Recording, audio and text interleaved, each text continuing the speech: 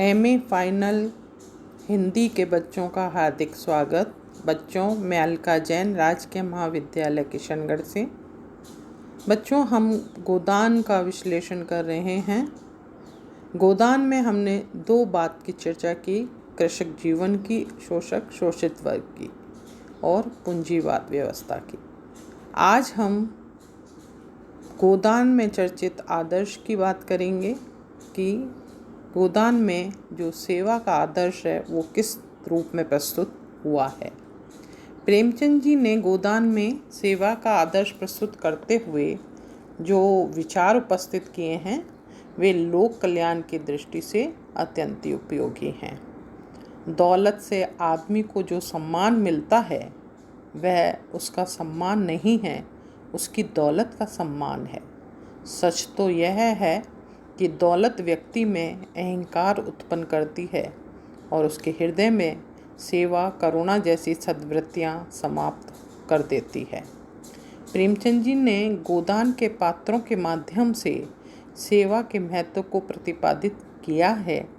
सेवा और परोपकार में मेहता जी का जो दृढ़ विश्वास है वह मालती भी उनकी प्रेरणा से और उनके स्वभाव से जो है प्रभावित होती है और उनको बदल देती है। अब इसमें आश्चर्यजनक जो है परिवर्तन भी आ जाता है। गरीबों को बिना फीस लिए दवा देती है, वह सेवा का आदर्श प्रस्तुत करती है। प्रेमचंद जी को सेवा का जो कर्मयोग कहा जाता है, कर्मयोगी कहा जाता है सेवा का, इसलिए वो अपने साहित्य में इन बातों की जरूर चर्चा करते हैं।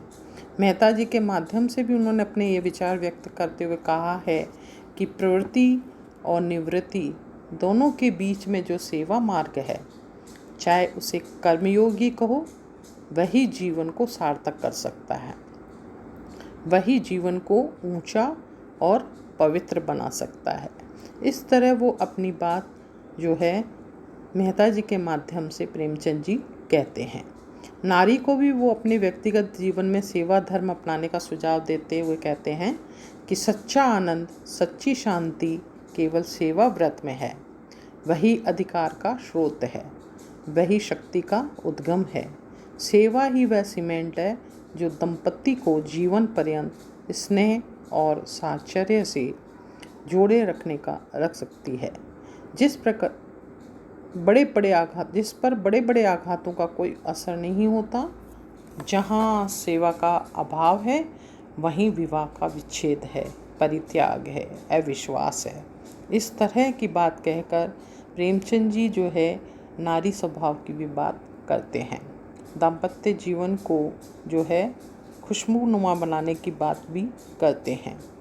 अगला जो हम बात करेंगे वो है सामाजिक क्रांति में जो है नारी का योगदान। बच्चों, आपको पता होना चाहिए ये साहित्य, ये उपन्यास उस समय लिखा गया था जब हमारे देश में स्वतंत्रता आंदोलनों की जो है परिचर्चाएं चलती थी, आंदोलन हो रहे थे, विविध घटनाएं हो रही थीं। ऐसे में पुरुष वर्ग तो जो है बराबर योगदान दे ही रहे थे, लेकिन बहुत सी नारियां भी इस महाकुंड में कूद चुकी थीं। इस सामाजिक क्रांति में नारी को भी आह्वान करते हुए गोदान में वो अपनी इस बात की चर्चा करते हैं कि प्रेमचंद जी की मान्यता है कि समाज में अगर परिवर्तन लाना है तो नारी को भी अपनी भूमिका का निर्वाह सही ढंग से करना होगा। नारी की सहायता के लिए वे बिना सामाजिक क्रांति जो है लाए असंभव है। मेहता जी ने नारी के संबंध में जो विचार गोदान में व्यक्त किए हैं वो इस धारणा से को स्पष्ट भी करते हैं। नारी का कार्य क्षेत्र बहुत विस्तृत है। यह यदि पुरुषों का अंधा अनुकरण करेगी तो उससे समाज का कोई कल्याण नहीं होगा। नारी की विद्या और अधिकार हिंसा और विध्वंस में नहीं अपितु सृष्टि के पालन में है। वे कहते हैं, नहीं, अपने को मिटाने से काम नहीं चलेगा। नारी को समाज कल्याण के लिए अपने अधिकारों की रक्षा करनी ही पड़ेगी। इस तरह के संवाद से ये बात स्पष्ट होती है कि वह नारी को जो है इस समाज में, इस देश में पूरी तरह सहग्रहित समझते हैं। प्रेमचंद जी ने गोदान में जो धनिया के रूप में एक ऐसी नारी पात्र की परिकल्पना की है जो अपनी दृढ़ता, साहस और कर्मठता से समाज को हिला देती है।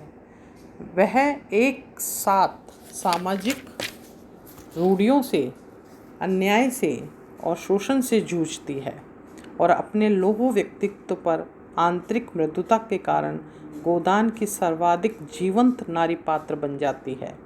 नारी जब तक ऐसा रूप ग्रहण नहीं करेगी तब तक समाज में क्रांतिकारी परिवर्तन नहीं हो सकते। इस तरह के आह्वान के लिए गोदान जो है ये चित्रित करता है। अगला जो हम बात करेंगे वो है संगठित समाज की परिकल्पना। संगठित समाज की परिकल्पना के संदर्भ में प्रेमचंद जी का मत है कि शोषण का विरोध संगठित होकर ही किया जा सकता है। अपने सभी उपन्यासों में उन्होंने यह संदेश भी दिया है कि संगठित होकर संघर्ष करने से ही व्यक्ति और समाज की स्थिति बदलती है। दलित शोषित वर्ग अपने बीच में से ही अपना नेता पैदा करे और संगठित होकर अपने उद्धार का मार्ग भी प्रशस्त करे।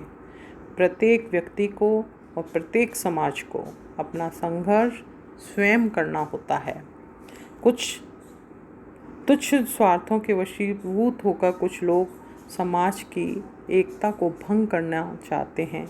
इस प्रवृत्ति पर अंकुश लगाना होगा। संगठन में शक्ति है, अकेला इंसान कमज़ोर होता है, अतः मिलकर संघर्ष करने में विजय प्राप्त की जा सकती है। गोदान में भोला इसी बात पर बल देता हुआ होरी से कहता है कि हमारा शोषण इसलिए होता है क्योंकि हम में एका नहीं है, हम एक दूसरे से ईर्ष्या करते हैं। प्रेम और भाईचारे की भावना हम में से समाप्त हो गई है। इस तरह देखिए जो है संगठन में ही शक्ति है की बात जो है प्रेमचंद गोदान में करते हैं और हमें जो है प्रोत्साहित भी करते हैं। प्रेमचंद जी एक कल्याणकारी समाज की परिकल्पना भी गोदान में करते हैं। वे गांधीवादी राम राज्य को लाना चाहते हैं। वे एक ऐसा समाज बनाना चाहते हैं जिसमें न अन्याय हो, न अत्याचार, न आतंक हो, न अंधविश्वास। मालती एक ऐसे ही समाज की परिकल्पना करती हुई मेहता से कहती भी है कि संसार में अन्याय की, आतंक की, भय की दुआई मची हुई है। अंधविश्वास और स्वार्थ का प्रकोप छाया हुआ है। हम इन सबको समाप्त करने की ओर अग्रसर रहें। इसी कथन के माध्यम से प्रेमचंद बुद्धिजीवियों को जनता का उद्धार करने के लिए कर्म क्षेत्र में उतरने के लिए प्रेरित भी कर रहे हैं। बच्चों, इस प्रकार इन उपयुक्त विवेचन से हम कह सकते हैं कि गोदान में प्रेमचंद की दृष्टि अत्यंत व्यापक रही है। कृषक जीवन से जुड़ी हुई समस्याओं का निवारण करने के साथ साथ उन्हें समाज के उन सारी समस्याओं पर भी अपनी विहंगम दृष्टि डाली है जिसे निश्चित रूप से गोदान भारतीय ग्राम्य जीवन का दर्पण कहा जा सकता है। धन्यवाद बच्चों। आगे हम अन्य बिंदु पर चर्चा करेंगे। धन्यवाद।